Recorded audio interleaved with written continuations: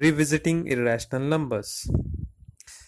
As it is mentioned, revisiting means we are already familiar with the irrational numbers. Let's revise it. A number x is called irrational number if it cannot be written in the form of p upon q, where p and q are integers. Q must not be 0. For example, root 2, root 3, root 5. In general, we know that root p is irrational if p is prime. In this video, we will prove a theorem root 2 is irrational.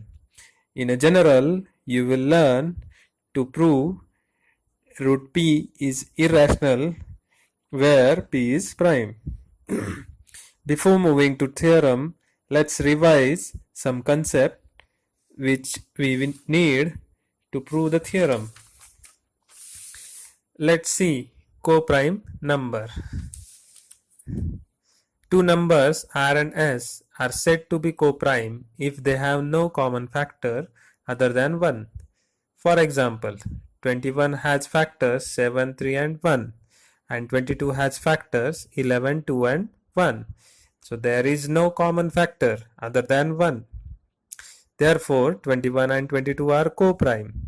Let's see another example.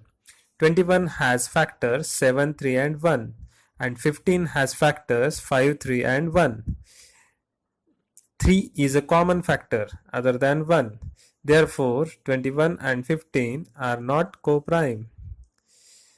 Now, you can find such pairs of coprime numbers. Let's move to the next concept, division. 2 divides 14 means 2 is one of the factor of 14. So 14 can be written as 14 is equals to 2 multiplied by 7. That is 14 can be written as 14 is equals to 2 multiplied by integer. In same way, if a divides b, then we can write b equal to a multiplied by some integer. Vice versa, if b equals to ac or ac equals to b, both are same, then either a divides b or c divides b or both. We can say that only a divides b if c and b are coprime, or only c divides b if a and b are coprime. Next, we need one theorem which is given on page number 12, theorem 1.3. The statement of theorem is, let p be a prime number. If p divides a square, then p divides a, where a is a positive integer. For example, 2 is a prime. If 2 divides 16, that is 2 divides 4 square, then we can say that 2 divides 4 by above theorem. Another example, let 3 is a prime. If 3 divides 81, that is 3 divides 9 square, then we can say that 3 divides 9. Now, let's move to the theorem. Theorem is root 2 is irrational. This proof of this theorem is given by contradiction. We have to prove that root 2 is irrational, and we assume on contrary that root 2 is rational. Contrary means negative statement. For example, root 2 is irrational is the statement of the theorem, then its negative statement is root 2 is rational. As root 2 is rational, then by definition of rational numbers, there are two integers, r and s, where s is non-zero, such that root 2 can be expressed as r upon s, where r and s are coprime, means there is no common factor in r and s. Now, rearranging the terms, we get s multiplied by root 2 equals to r. Now, squaring on both sides, we get s square multiplied by 2 equals to r square. Label it as star 1. Therefore, we can say that 2 divides r square. As we know, If AC equals to B, then C divides B if A and B are co-prime. Then by theorem 1.3, we can say that 2 divides R. Label it as star 2. So we can write R equals to 2t for some integer t by vice versa. Now squaring on both sides, we get R square equals to 4t. Then replacing R square by S square 2 from statement star 1, we got S square 2 equals to 4t square. Cancelling common factor 2 from both sides, we get S square equals to 2t square. Therefore, we can say that 2 divides S square.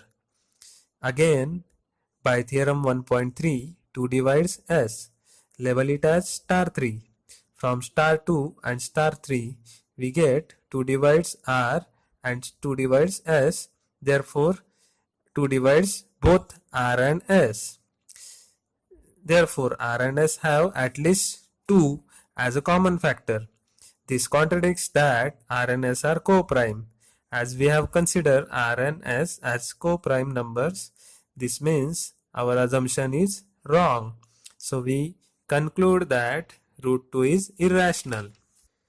Let's see steps to prove root P is irrational. P is a prime. The proof is by contradiction. So the first step is to assume contrary statement that root P is rational. Now as root P is rational, so by definition of rational numbers, we can express it as P upon Q, where Q not equals to 0 and P and Q are integers. So in second step, choose two co-prime integers R and S and express root P is equals to R upon S. In step 3, arrange the terms by shifting the denominator on other side. In step 4, we need the equation free from radical signs, so square on both sides. Step 5, use theorem 1.3 to conclude that prime number P divides R. Step 6, as P divides R, so P is one of the factor of R. Therefore, we can write R equals to P multiplied by T for some integer T. Step 7, square on both sides. We get R square equals to P square multiplied by T square. Step 8, substitute the value of R square from step 4. We get S square P is equals to P square T square.